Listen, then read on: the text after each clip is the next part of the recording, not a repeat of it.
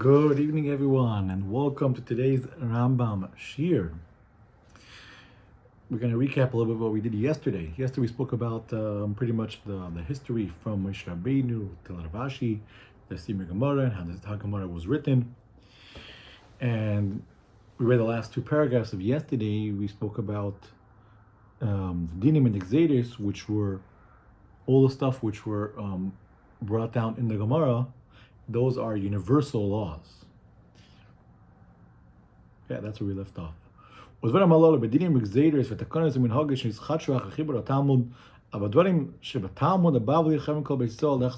we spoke about the some that once the Eden were scattered around the world, so not everyone had to follow one Beis Din and one Rav, because everyone was a different place, so automatically people started following different Rabbanim, which is okay, because that's where the circumstance was.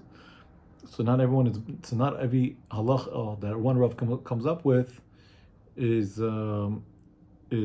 binding to somebody else. Someone else has to do it. Only what's in the Gemara, that's something which every single Yid has to follow. Whatever's in the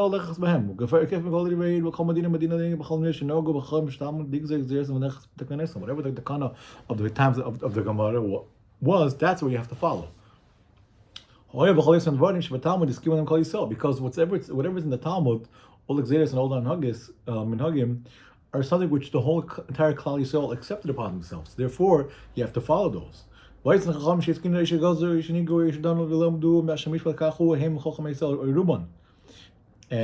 of the Yisrael, which said that this is what you have to do, the din, the mishpat you have to do, was accepted upon most of the Yidden. They heard these halachas only from Moshe Rabbeinu. So these are universal laws. You have to follow them.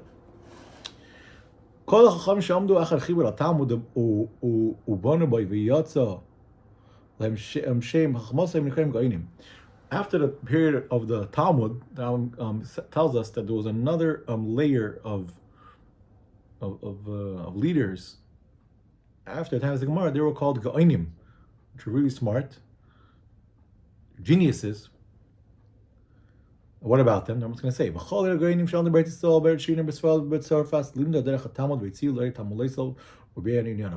the times of the Gemara, now we needed someone to explain the Gemara. So these Ga'inim were the ones who were in Eretz Yisrael, they were in Iraq, and Spain, and in France. They taught the Talmud. Which explained the Mishnah. They needed someone to explain the Talmud after a while later, right? And all the difficulties and all the depths of it, they brought it out and they explained it. Because the learning the Talmud is very, very deep, and also Gemara is in a different language. It's in Aramaic, and it's mixed with other languages. Because in the times of the Talmud, that was the common language and where the Talmud was written, somewhere in Iraq. But after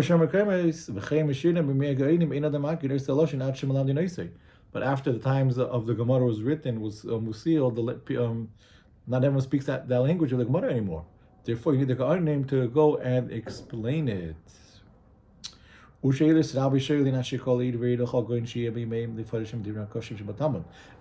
Ga'inim were getting many questions, and people did not understand the Talmud. They needed to understand things, and people explain it to them. The Ga'inim explain them. Oh, it's very and the people that ask used to write down the answers that they received, and used to write down books explaining the Talmud based off the way people. They see how a person can understand. They explain them based on of how much he can understand. Also, the Ga'inim themselves, they wrote their books to explain the Talmud. Some explain specific halachos. Some people wrote specific prakim, which chapters which people had a hard time understanding. Some people wrote down full tractates and a full seder in Gemara. Yeah. Yes, so this is what the Ga'inim, which were they are authors of all these Sfarim. And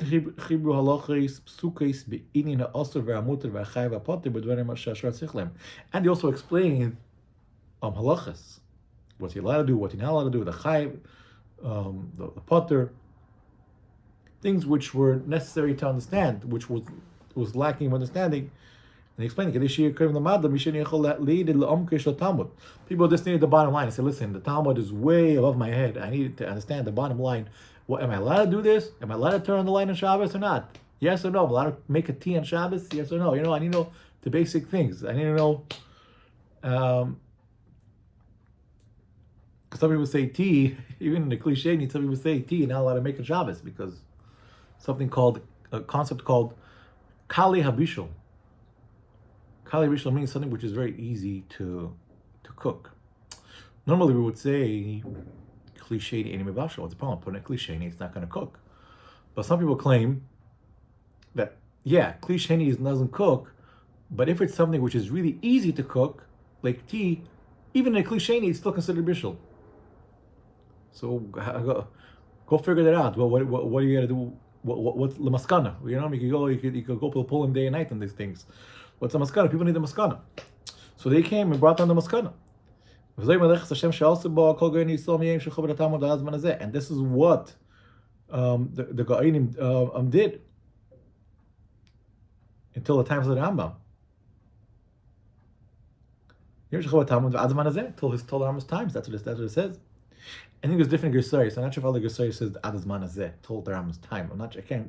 I only have one Gersa in front of me, so I can't see the other Gersaris right now. But some people say this was the year 1176 from the world's creation. Tough. Kuf Lamed Zayin.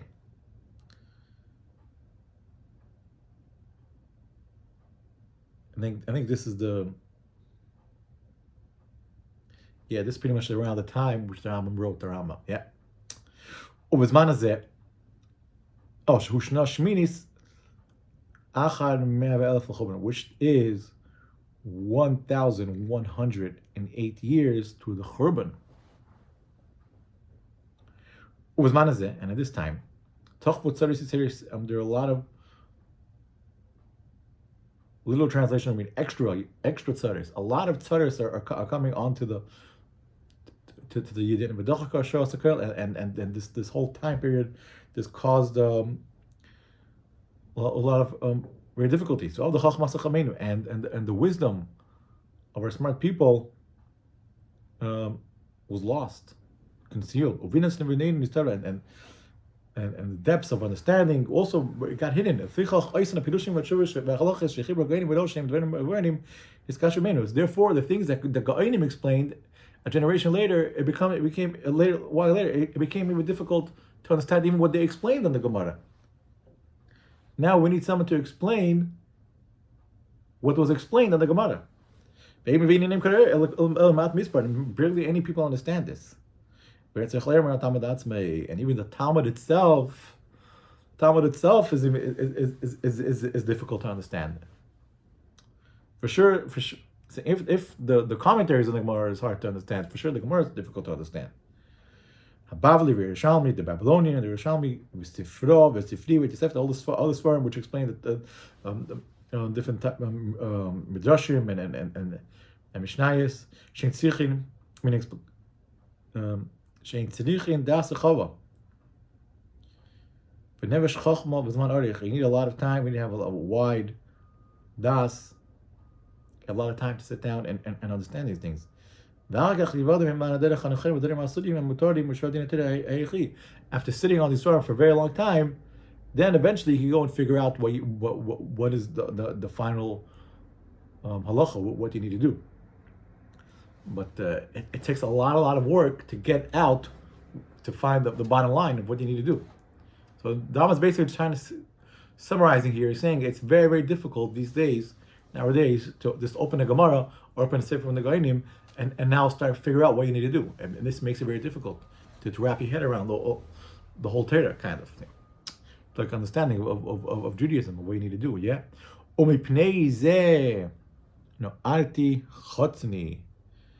Therefore, he's quoting a pasuk from Nehemiah that I woke up, kind of, so to speak. I woke up to action.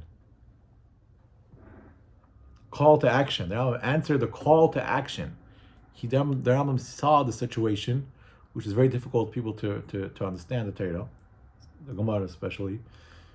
And the Rambam says, I have to step forward, step up, and do what you got to do. So Ani Moshe, Barabi Maimon Asfardi, he has a few gesaras how you read this, whatever. Ani Moshe ben Maimon Asfardi, or whatever how you read it. And Moshe, the son of Maimon, which was Rambam's father, which is also a Rav and a Dayan, a judge, Hasfaradi, the Sfaradi from Spain. And I'm leaning on the Eibishter, on the rock, on the Eibishter. And I understood all these Sfarim, and I looked at all the, and I saw to compile Dvarim hamisbararim mikol ilach ebonim bina also v'amuta v'atami v'atami.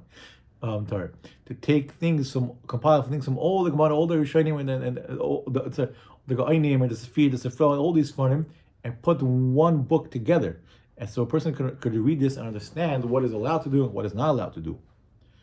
Also, v'amuta v'atami v'atard, and what is pure and what's impure.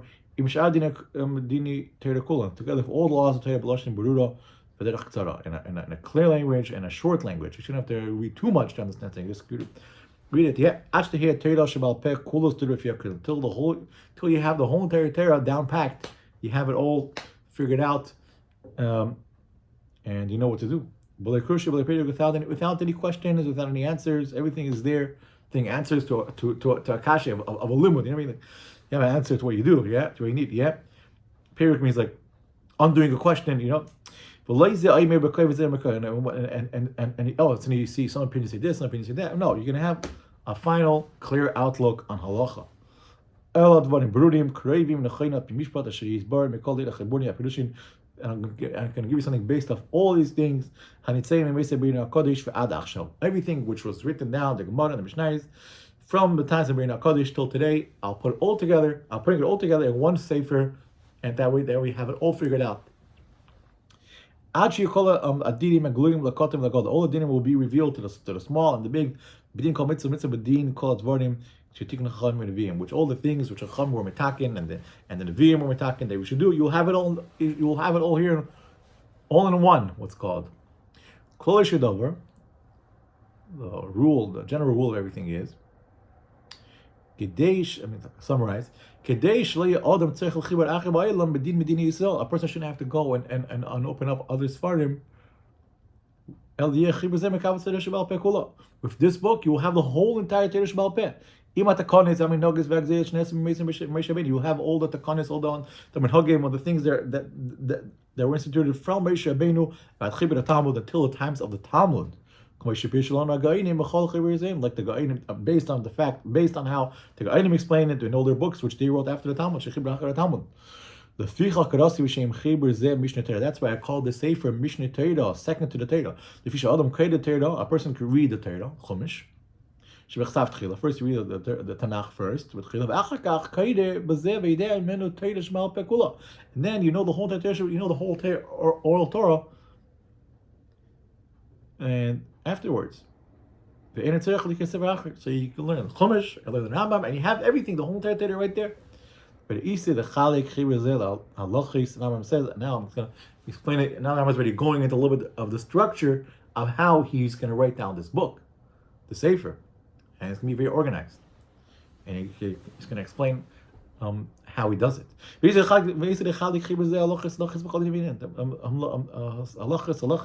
every subject, and I will divide the halachas to prakim. And prakim in chapters in the same subject. And every perek, I'll make it into small halachas. Everything should be organized and it should be easy to remember. And I'll separate them by subject. They're not like by order. Some people like the Sefer Chinuch, he explains the mitzvahs, but it's based off the Seder of the Parsha. Here he explains the base of the Seder, based of like every mitzvah, he will explain the whole entire thing, and he'll keep to that subject.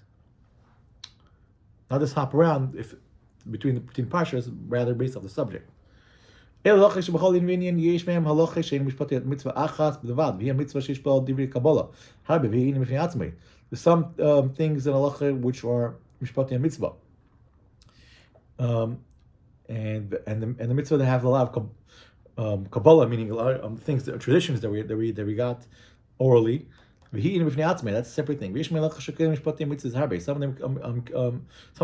halachas include a lot of mishpatim, like the meaning of how do you explain in English, judgment, things like that, like disputes between people and then slaves and all that stuff. And these things will be in one subject, yeah. Because the way the Rambam is building up the Sefer is according to ideas, meaning concepts, not the way, not in the order the mitzvahs are counted. Because the way the mitzvahs are counted are different say in the way the Rambam is going to do his Sefer. Which is better, like you'll see when you read it. 613 mitzvahs. That's how much mitzvahs have in the Torah. And the mitzvahs say are 240 and shmoine ve'arbaim. Yeah, and 48. Similar meaning those the similar of that. You remember that it is, you just look at how many limbs a person has in his body, and you'll know how much mitzvahs to say they are. And then there's, we're also going to explain mitzvahs leisa say. Sholish me is 356. 356. Sima lahem minyan mitzvah. The similar to that is the days of the sun of the year. If you count in the year, we have 365 days. Thank you very much. And tomorrow we're going to actually start listing. That one's going to go through minyan ha-mitzvahs. Start listing the mitzvahs. Thank you very much.